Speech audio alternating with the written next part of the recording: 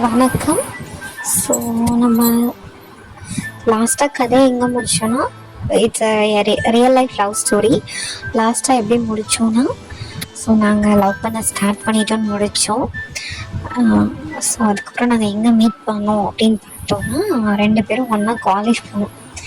2 பேர் வீடும் ஒரு 1 hour டிஃப்ரென்ஸு. பட் காலேஜுக்கு நாங்கள் போக ஒரு 3 hours ஆகும். அந்த மாதிரி ஒன்று அந்த மாதிரி ஒரு சுச்சுவேஷனை நான் எங்கள் ஊருக்கு பாரதி வந்தாச்சு. பஸ் ஸ்டாண்டில் வெயிட் பண்ணிகிட்ருக்கான். ஸோ நாங்கள் ப்ரப்போஸ் பண்ணி ஃபஸ்ட் டைம் மீட் பண்ண போகிறோம்.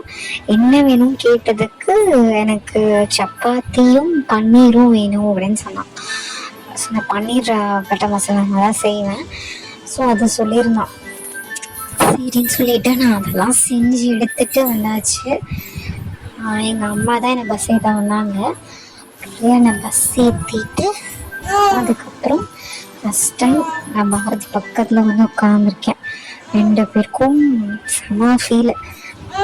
லவ் பண்ண ஆரம்பித்து வந்தோடனே எப்படி இருக்கும். ஸோ செம ஹாப்பியாக இருந்துச்சு. நாங்கள் அப்போவே போனால் எங்கள் காலேஜ் இருக்க இடத்துக்கு போயாச்சு. போனதுக்கப்புறம் அங்கே பார்த்திங்கன்னா அங்கே ஒரு எக்ஸிபிஷன் போட்டிருந்தாங்க. ஸோ அங்கே எங்கள் ஃப்ரெண்ட்ஸ் நான் சொல்லியிருந்தேன்னா 4 கேர்ள்ஸ் 4 பாய்ஸ். ஸோ நாங்கள் எல்லோரும் சேர்ந்து அந்த எக்ஸிபிஷனுக்கு போனோம். எக்ஸிபிஷனில் செம ஃபன்னு. நாங்கள் ஜாலியாக என்ஜாய் பண்ணிவிட்டு அதுக்கப்புறம் நாங்களாம் எல்லாருமே ஹாஸ்டல் போயிட்டோம். அப்புறம் இப்படியே போயிட்டு இருந்துச்சு. நான் ஒரு என்சிசி கேடட். நான் என்ன பண்ணேன், எனக்கு என்சிசிக்கு கேம்ப் போட்டிருந்தாங்க. ஸோ நான் அங்கே போகிறதுக்காக போயிட்டேன். ஸோ லவ் பண்ண ஆரம்பித்து ஸ்டார்ட் பண்ணி அப்போதான் ஒரு கொஞ்ச நாள் கூட ஆகலை. ஸோ பார்க்க முடியாமல் இருந்துச்சு. ஒரு 10 days கிட்ட, 10 days கூட கிடையாது, 15 days கிட்ட இருக்கும். ஏன்னா நான் என்சிசி கேம்ப் போனது, அதுக்கப்புறம் வீட்டுக்கு கொஞ்ச நாள் ரெஸ்ட் எடுத்தேன், ஒரு 4 to 5 days. அதனால் ஒரு லாங் பிரேக் மாதிரி ஆயிடுச்சு பார்க்காம. ஸோ பார்க்காம இருக்கிறதுக்கு தான் காதல் இன்னும் அதிகமாகும்னு சொல்லுவாங்கல்ல, அதே மாதிரி நாங்கள் பார்க்காம பேசாமல் இருக்கிறது ரொம்ப இதாக இருந்துச்சு. அப்புறம் நாங்கள் டெய்லியும் கிளாஸில் பார்ப்போம், பட் பேச முடியாது. எங்கள் காலேஜில் பாய்ஸ் கேர்ள்ஸ் பேசுகிறதுக்கு அலோடே கிடையாது. அப்படி இருக்கும்போது பாரதி அவங்க எங்கள் கிளாஸில் லாஸ்ட் டெஸ்கில் உட்காந்து கேம் விளையாடிட்டுருக்கோம். நானும் லாஸ்ட் டெஸ்க் தான், ஃபஸ்ட் இயர்லேருந்தே லாஸ்ட் டெஸ்க் தான். எப்படியே இருக்கும், நல்லாயிருக்கும். 1000 பட்டாம்பூச்சி இப்படி போயிட்டே இருக்கும்போது என்னாச்சு, ஒரு நாள் பாரதி காலேஜ் ஃபீஸ் கட்டுறதுக்காக வீட்டில் வாங்க போயிருந்தாங்க. அன்றைக்கி நான் போகலை. ஸோ ஃபஸ்ட் டைம் நான் சாட்டர்டே சண்டே ஹாஸ்டலில் இருக்கேன். பாரதி மட்டும் வீட்டுக்கு போகிறாங்க. போகிறதுக்கு முன்னாடி சாப்பிட்டுட்டு போகிறதுக்காக கேன்டீன் வரும். ஸோ கேன்டீனில் போய் ஒன்றா சாப்பிட்டுட்டு செம்ம அழுகு. எதுவும் ரொம்ப ஊருக்கு வச்சுட்டு ஃபாரினுக்கு போகிற மாதிரி. அதெல்லாம் ஞாபகம் இருக்கு. பாரதி வாய்ச்சு ப்ளூ ஜீன்ஸ் செம்மையாக இருந்தான். சாட்டர்டேவாக இருந்தாலும் நான் லைப்ரரி போகிறேன்னு சொல்லிட்டு பாரதியை மீட் பண்ணி முடிச்சுட்டு என்ன பண்ணுவோம், அதுக்கப்புறம் பாரதியை வீட்டுக்கு சென்ட் ஆஃப் பண்ணிவிட்டு நாங்கள் ஹாஸ்டல் போயாச்சு. நான் என் ஃப்ரெண்ட்ஸ் யாருக்குமே தெரியாது நாங்கள் லவ் பண்ணுறோங்க. அது வரைக்குமே நான் யார்கிட்டையும் சொல்லலை.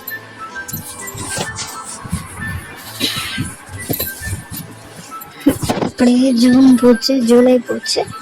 ஆகஸ்டில் ஒரு நாள் 2 பேரும் சேர்ந்து அதே மாதிரி எங்கே போனோன்னா வீட்டுக்கு வந்துட்டு திரும்பியும் வீட்டில் இருந்து நாங்கள் எங்கே போனோம், ஸோ வீட்டில் இருந்துட்டு அப்புறம் ஒரு சாட்டர்டே சண்டேலாம் முடிச்சுட்டு திரும்பி நம்ம காலேஜ் போகிறோம். காலேஜ் போகும்போது எனக்கு போக மனசே இல்லை. என்னமோ ஒரு ஹார்ட் பிரேக் ஆன மாதிரி ஒரு ஃபீல். அடுத்த நாள் வேறு எங்கள் ஃப்ரெண்டு ஒரு பொண்ணுக்கு பர்த்டே. அவளுக்கு வந்து பாரதி வந்து கேக் வாங்கிட்டு வரேன் அப்படின்னு சொல்லியாச்சு. நாங்கள் வந்து அதனால கண்டிப்பாக அடுத்த நாள் காலேஜ் போகணும்.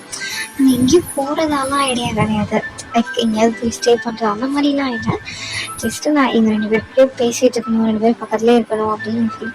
ஸோ நாங்கள் வந்து அன்றைக்கி பஸ் ஏறி வேலூர் போயிட்டோம்.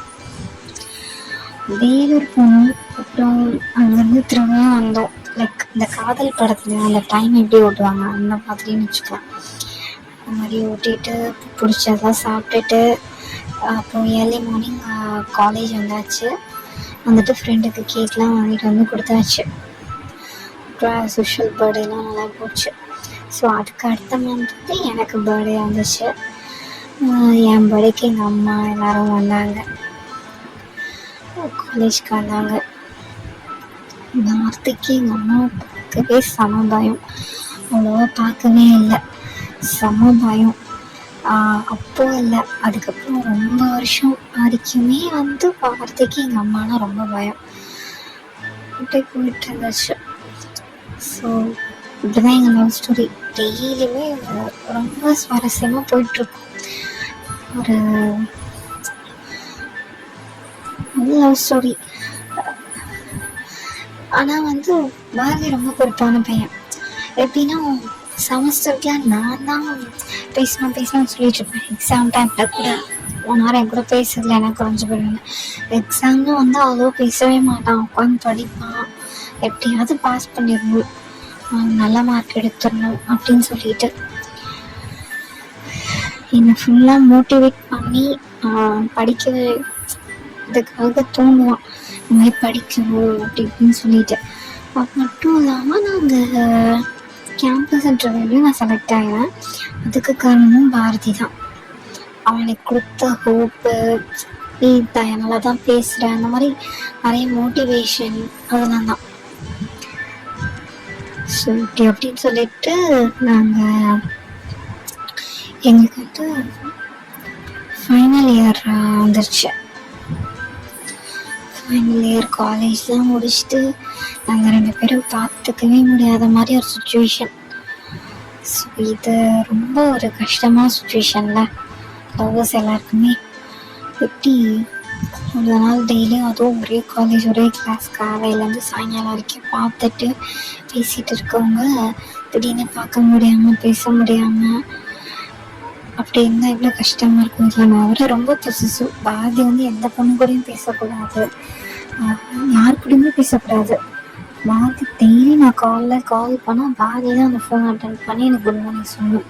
அவன் ஃப்ரெண்டு எதாவது எடுத்துட்டாங்கன்னா எனக்கு ரொம்ப கோவம் வரும், அவன் ஏன் எடுக்கிறான் அப்படின்னு சொல்லிட்டு சமயத்துக்கு பாரதி மார்னிங் வந்து காலையிலே எழுந்துச்சு குட் மார்னிங் சொல்லுவான். தூங்குற வாய்ஸில் அது எனக்கு ரொம்ப பிடிக்கும். அது இப்போ வரைக்கும் பிடிக்கும். நல்லாயிருக்கும்.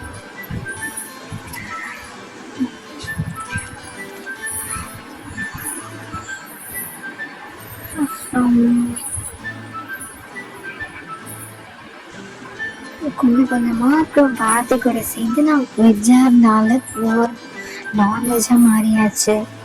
நிறைய விஷயம் பாரதினால நல்லதும் நடந்திருக்கு, நல்லது தான் நடந்திருக்கு. சொல்ல போனால் நான் நிறைய மாறி இருக்கேன். நான் நிறைய இடத்துல பயப்படுவேன், அதெல்லாம் ஓவர் கம் பண்ணி வந்திருக்கேன். என்ன ஒரு போல்டாக இருக்க மாதிரி நான் காட்டிப்பேன். ஆனால் நான் ஆக்சுவலி போல்டாக இருக்க மாட்டேன், எல்லாத்துக்கும் பயப்படுறது தான். நான் பாரதி இருக்க சப்போர்ட்டாக நான் எல்லாமே வந்து நல்லா பண்ணுவேன். ஸோ இப்படி இருக்கும்போது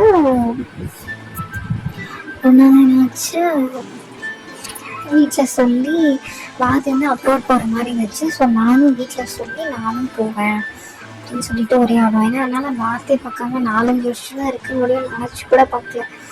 அதை விட எங்கள் ஃபேமிலியும் அப்போ ஃபினான்ஷியலாக கொஞ்சம் டவுனாக இருக்க மாதிரி இருந்துச்சு. சரி அவங்களே அப்ளை பண்ணுறதுக்காக நம்மளும் பாரதி கூட அப்ரோட் போனால் தான் கரெக்டாக இருக்கும் அப்படின்னு சொல்லி யோசிச்சேன். பட் அந்த பிளானே அதோட நிறுத்தியாச்சு. பாரதி அப்ரோட் போகிறேன்னு சொன்னோடனே நான் தேம்பி அழுது நாள் அழுது சாப்பிடாம ஒரு மாதிரி ஆயிட்டேன். அப்புறம் அப்படியே போச்சு. காலேஜ் முடிச்சு ஒரு மேல முடிஞ்சது.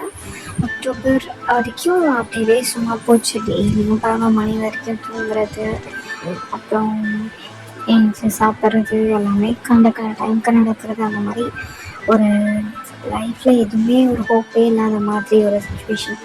ஸோ அக்டோபரில் நாங்கள் 2 பேரும் சேர்ந்து வந்து ஒரு இன்டர்ன்ஷிப்க்கு போனோம். அவங்க ஃபுல்லாக அதே மாதிரி டெய்லியும் காலையிலேருந்து சாயங்காலம் வரைக்கும் அவங்க கூடவே இருக்கிற மாதிரி இருக்கும். ஸோ அக்டோபர்லேருந்து ஒரு ஜூன் வரைக்கும் நாங்கள் ஒன்றா இன்டர்ன்ஷிப் போனோம். அதுக்கப்புறம் எனக்கு ஒரு இடத்துல வேலை கிடச்சிருச்சு, பாரதிக்கு ஒரு இடத்துல வேலை கிடச்சிருச்சு. ஸோ நான் வேலை கிடச்சி நான் வந்து நார்த் சைடில் ஒரு ஸ்டேட்டுக்கு போயாச்சு. அங்கே போய் ஒர்க் பண்ண ஆரம்பிச்சிட்டேன்.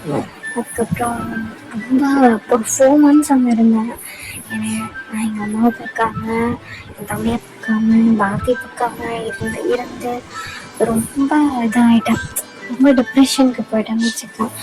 ஸோ ஆனாலுமே வந்து நான் கொஞ்சம் தான் உடம்பு வச்சுருந்தப்போ ஃபுல்லாக வந்து பயங்கர ஃபிட் ஆகிட்டாங்க. போயிட்டு பயங்கர எக்ஸசைஸு, ப்ரோட்டீன் ரிச் ஃபுட்டு அந்த மாதிரி இப்படின்னு சாப்பிட்டு.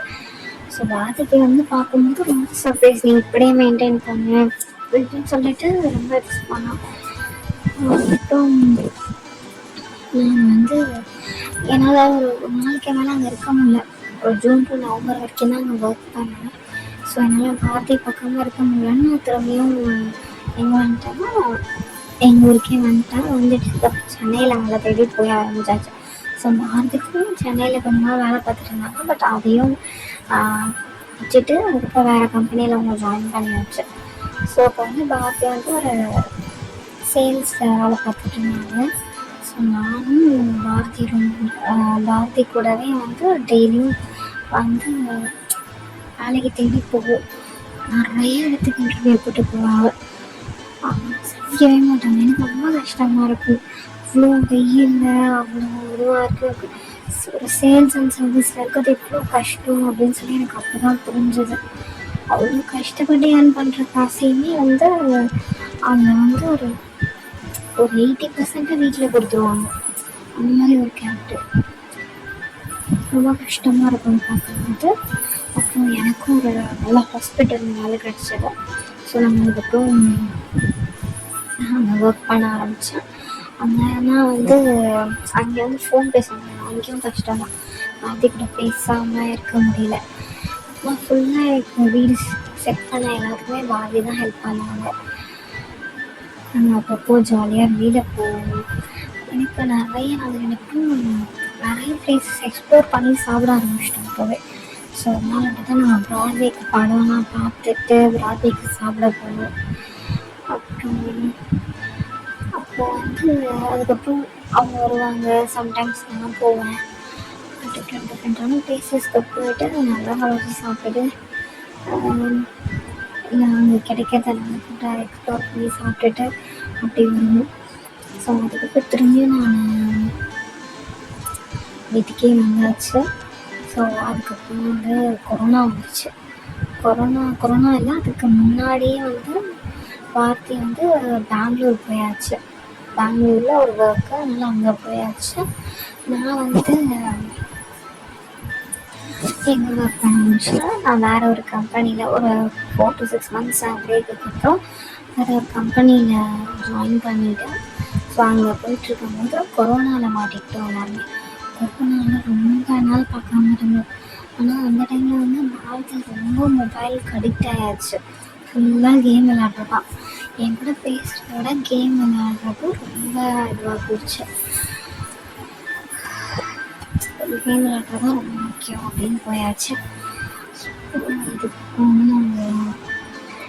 என்ன பண்ணோம், அது அப்போதான் நாங்கள் வீட்டில் வந்து ஓகே வீட்டில் வந்து சொல்லிடலாம், ஏன்னா ஒரு மேரேஜ் பண்ணுற வயசு வரப்போகுது, இப்போ வரப்போகுது. ஸோ இதுக்கப்புறம் வீட்டில் சொன்னாலும் 25 மேரேஜ் பண்ணி வைப்பாங்க அப்படின்னு சொல்லிட்டு நாங்கள் 2 பேரும் பேசி வச்சுருந்தோம்.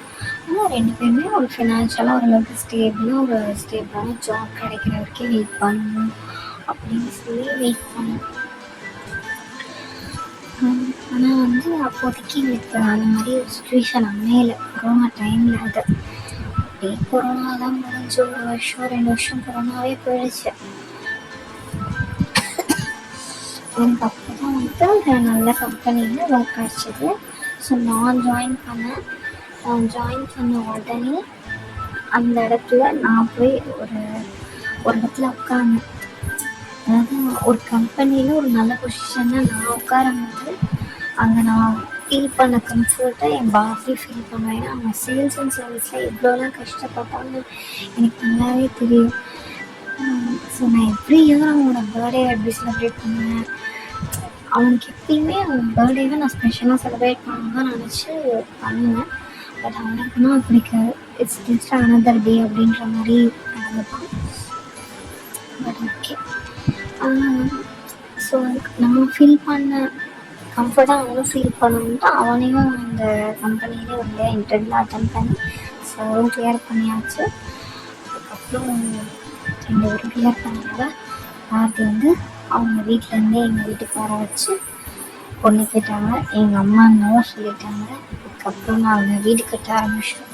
ஒரு 3 வருஷம் பயங்கர ஸ்ட்ரகிள். எங்கள் வீட்டிலே எவ்வளவோ என்னை கன்வின்ஸ் பண்ண பார்த்தாங்க. கடைசியில் கன்வின்ஸ் ஆகவே இல்லை. ஸோ இதுக்கப்புறமே எங்கள் அம்மா எப்படி கன்வின்ஸ் ஆனாலும் நாங்கள் எப்படி கன்வின்ஸ் பண்ணி கல்யாணம் பண்ணிக்கிட்டோம் அப்படின்றத இதுக்கப்புறம் இருக்கிறத பார்க்க போகிறோம்.